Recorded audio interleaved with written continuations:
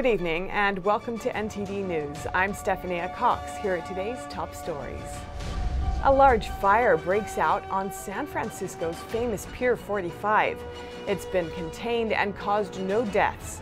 Reports say an investigative team is checking for structural damage.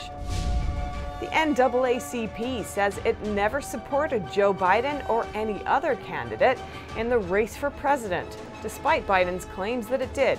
The denial comes after Biden's apology for controversial comments he made about African American voters. The Center for Immigration Studies calls on Trump to suspend more work visas.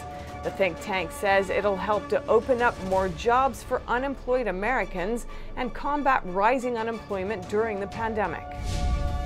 From planning a protest to searching online for how to migrate, Hong Kongers are responding strongly to Beijing's new move. Many fear a new proposed law could end the city's freedom once and for all. And reports say UK Prime Minister Boris Johnson is planning to cut Huawei from Britain's 5G network within the next 3 years. It follows recent calls from lawmakers to reduce dependency on the Chinese Communist state.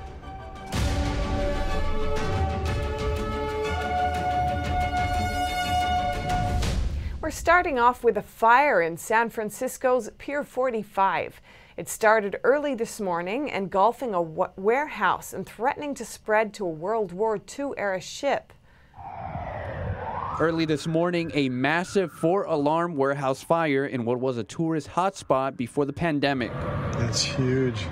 No injuries were reported after firefighters made multiple searches to make sure no one was inside the warehouse. They said it's usually empty at night, but homeless people have been seen in other warehouses and buildings in that area. The flames had threatened to spread to the historic World War II-era ship SS Jeremiah O'Brien before firefighters stepped in and saved the ship from taking damage. The fire is now under control. Several reports say multiple walls of the warehouse collapsed, and an inspection team is looking for any structural damage of the pier. So far, no word on how the fire started.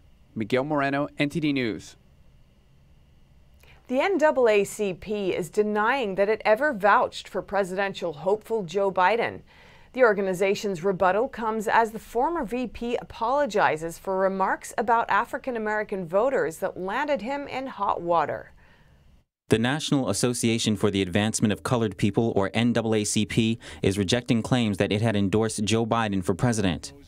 In an interview on radio show The Breakfast Club on Friday, Biden touted what he called a long career defending civil rights. He added the NAACP's endorsed him every time he's run.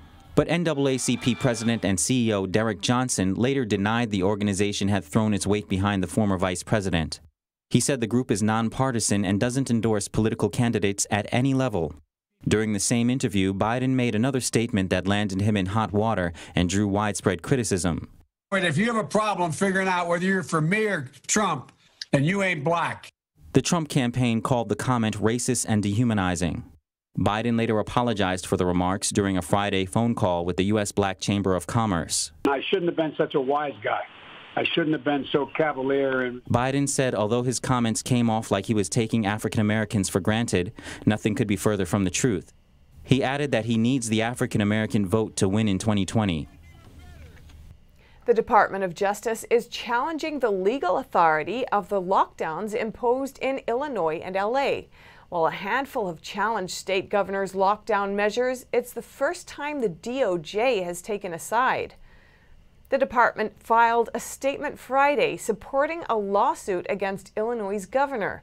The suit argues that the state law doesn't authorize the governor's actions. The statement reads, "Even during times of crisis, executive actions undertaken in the name of public safety must be lawful." And a similar case in Los Angeles. The DOJ sent a letter to the city's mayor stating the longer lockdown would be unlawful. The letter comes after LA's mayor said on Good Morning America that the city would never be completely open until there's a cure. And the Center for Immigration Studies says Trump hasn't done enough to open up jobs for American workers. The think tank is urging the president to suspend several work visas. The Nonpartisan Center for Immigration Studies, or CIS, says that if Trump suspends the popular investor visa and white-collar visa programs, it could cut the number of temporary foreign workers by 50%. They really are often self-contained businesses started by non-citizens, and where most, if not all, of the employees are also on temporary work visas. The think tank says suspending the entry of new temporary workers is a no-brainer in the midst of a pandemic and economic collapse. President Trump has already taken some action to bolster the nation's labor markets for Americans. In late April, he issued a proclamation to suspend entry for certain immigrants. But Vaughn says there are still work visa programs that should be looked at, like the e-visa category, which foreign enterprises use to establish a business in the U.S., but aren't required to create jobs for Americans. She added that taxpayers shouldn't have to provide relief aid to employers who have chosen guest workers over U.S. workers. Estonia's government and some businesses, including Radisson hotels, are testing a so-called immunity passport as virus restrictions are eased. But the science is uncertain, and it's been met with caution from the WHO and health officials. There are many headlines about contact tracing, and other software apps hope to keep people safe as the world's coronavirus lockdowns are slowly lifted. In Estonia, the government and businesses, including Radisson hotels, are cautiously testing what's called a digital immunity passport. Like a physical immunity passport, it records whether persons caught the virus and whether they've recovered. It's hoped to enable safe travel or allow employees to return to work. But the science behind it is very uncertain. Lise Narusk is with Back to Work, the NGO developing the software. So we're a bit ahead of time, but we have agreed that we cannot really start developing something technologically when we have all the questions answered. In fact, the World Health Organization has explicitly warned governments not to issue immunity passports. It says there's actually no evidence so far that a person cannot be infected twice. It's a concern shared by Estonia's own Board of Health, despite the government testing. Marianne Harma is head of the infectious disease department there. There is so much uncertainty scientifically that we cannot trust that password, and it might pose a threat for the public health. If the science proves solid and the test successful, Estonia's government hopes to offer the digital passport to its fellow EU member states. Jet makers and airlines are launching an urgent initiative to prove that the air circulating on planes is safe. They say it's critical to rebuilding a travel industry floored by the pandemic. You may be one of the many who are anxious about air quality on planes. Airlines are trying to convince nervous travelers it's perfectly safe, amid efforts to relaunch a grounded travel industry. They're battling a perception that pressurized cabins only contain static or recycled air, but that's false. In an office building, air is typically exchanged around 4 times every hour. On a modern jet, that rises to 20 to 30 times. In most cases, compressed air is fed from the clean part of the engine to air-conditioned packs. From there, it flows to fans in the cabin ceiling, where it's dispersed downwards, not lengthways. Half of that is then recycled through filters designed to remove 99.97% of contaminants. The other half is flushed outside through valves. Plane makers say cabin air is renewed every 2 to 3 minutes. Scientists caution that in reality, air is always a blend. Air currents over short distances are hard to predict. Boeing and Airbus have deployed engineers to examine seat-to-seat airflows to better understand how to reduce the risk of in-flight transmission. The flight data recorder from the Pakistan Airlines plane that crashed into a crowded neighborhood was found as the death toll rises to 97.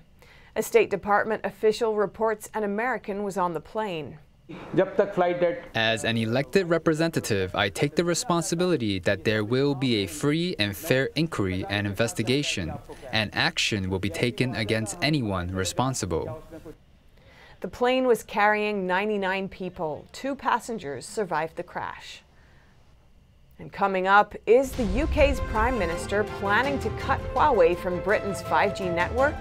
We look at what fate the Chinese telecom company may have in Britain after the break.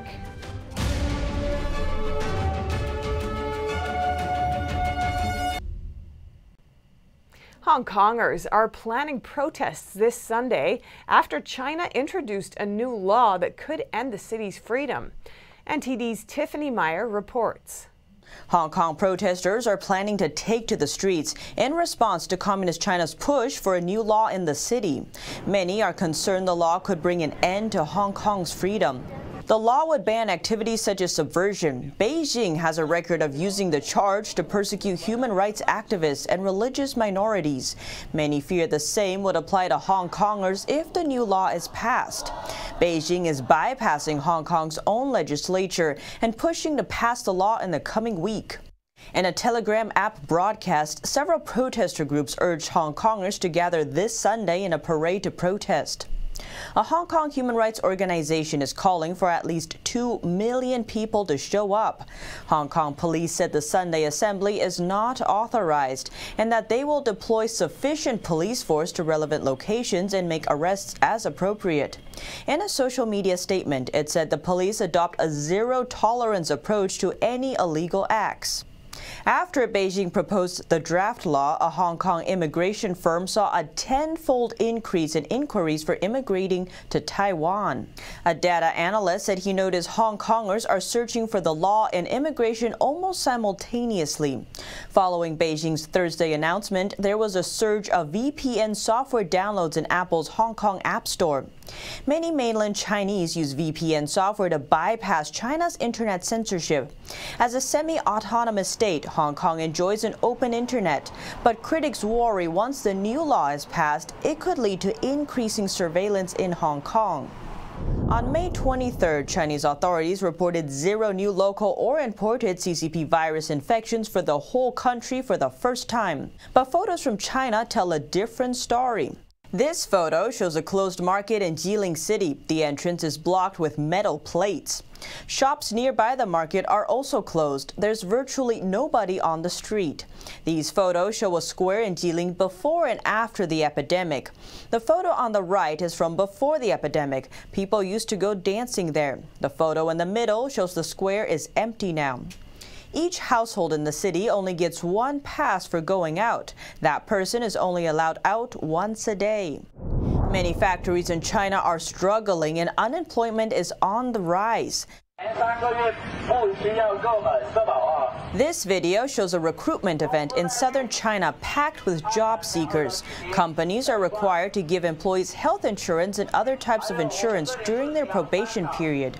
But this recruitment company tells applicants it won't offer any insurance during the first 3 months.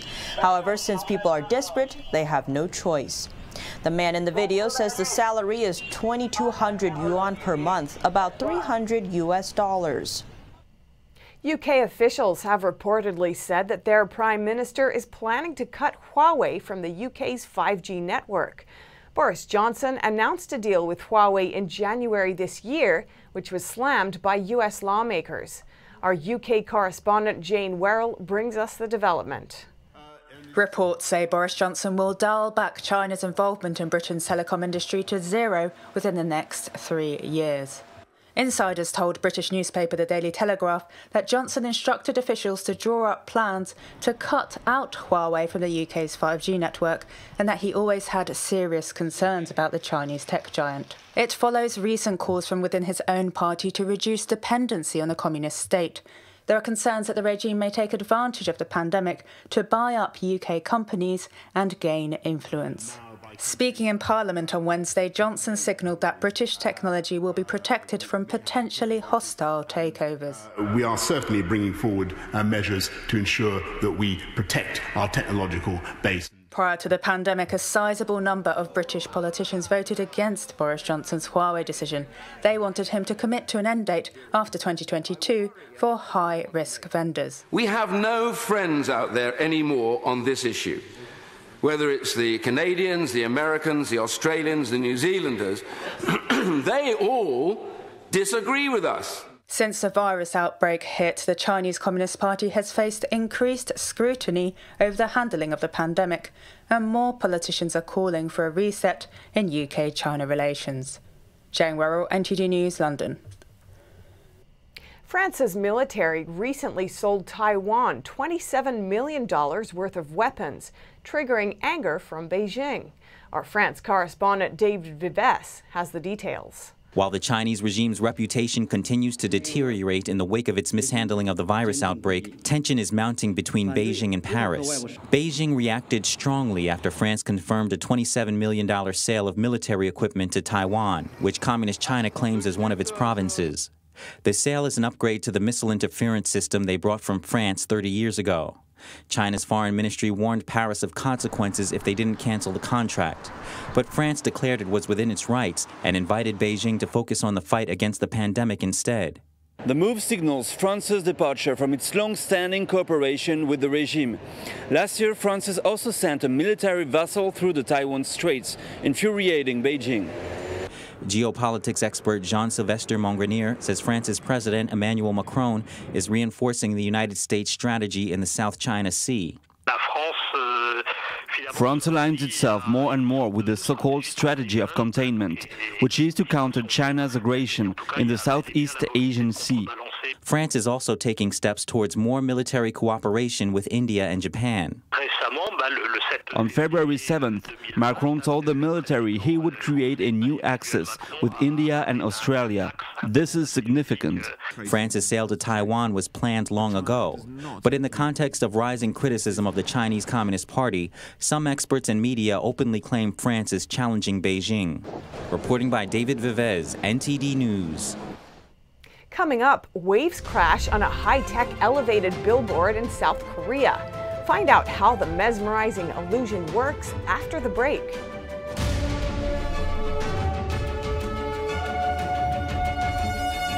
Ordering AXA Insurance to pay a restaurant owner 2 months' worth of CCP virus-related losses.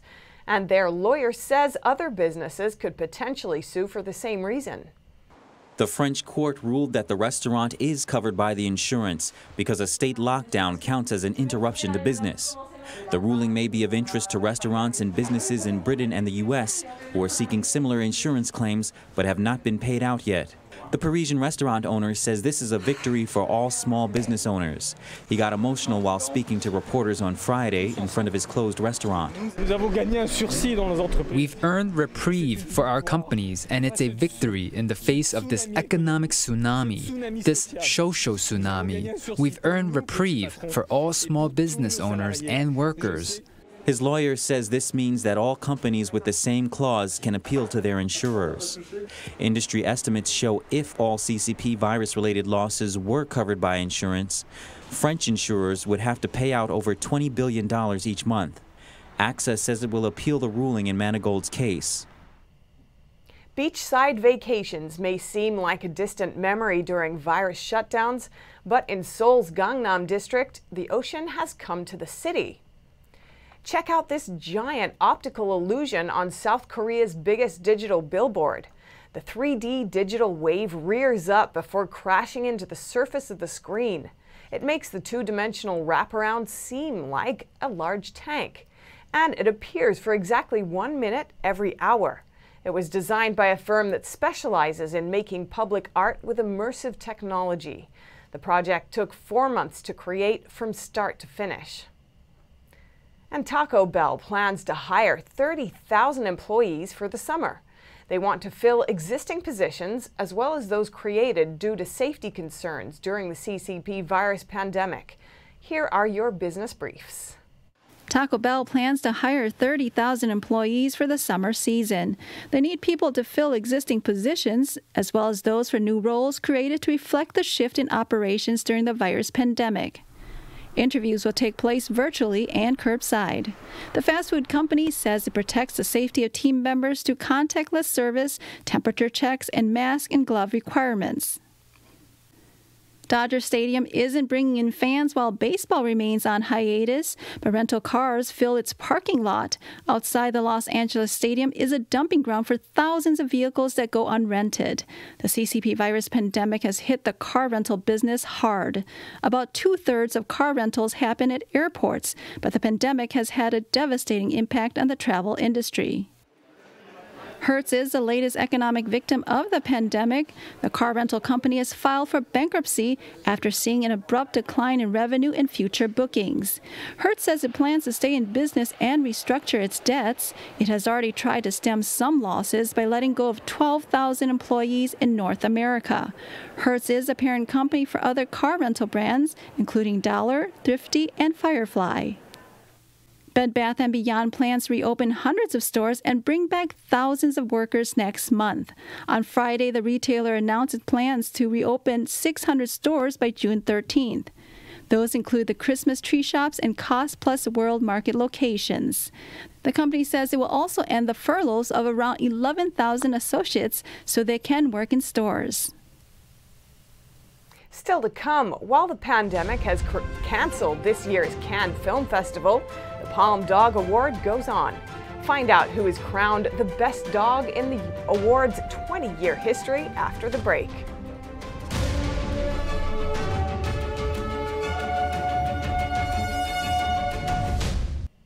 The 73rd annual Cannes Film Festival might be canceled, but organizers of the annual Palm Dog Award refuse to let lockdown rain on their parade. Each year, one dog is singled out as the best acting canine and awarded the Palm Dog. On Friday, leading film critics declared Uggy gave the ultimate big screen performance by a dog of the last 20 years, awarding the late Jack Russell Terrier the Palm Dog of Palm Dogs. His trainer accepted the trophy collar from his home in Los Angeles, flanked by Uggy's body double in the film, Dash. Uggy died in 2015, aged 13. Uggy would be very proud of that, and so we'll keep that one forever. Uggy stole viewers' hearts with his antics in Oscar-winning film, The Artist. In 2011, Uggy won the Palm Dog Award for Best Performance by a Dog in a Movie screened at Cannes. He appeared on television chat shows as well as attending the Golden Globes and Oscar ceremonies and became the first dog to leave his prints in front of Hollywood's Grauman's Chinese Theater. Okay, this has been a rush. I mean, this has been incredible. All the success in Uggy. Lockdown measures may have put a stop to this year's Cannes Film Festival, but Toby Rose, organizer of the Palm Dog Award, was determined it should go ahead. And that's all for today's news. Thanks for tuning in. I'm Stephanie Cox.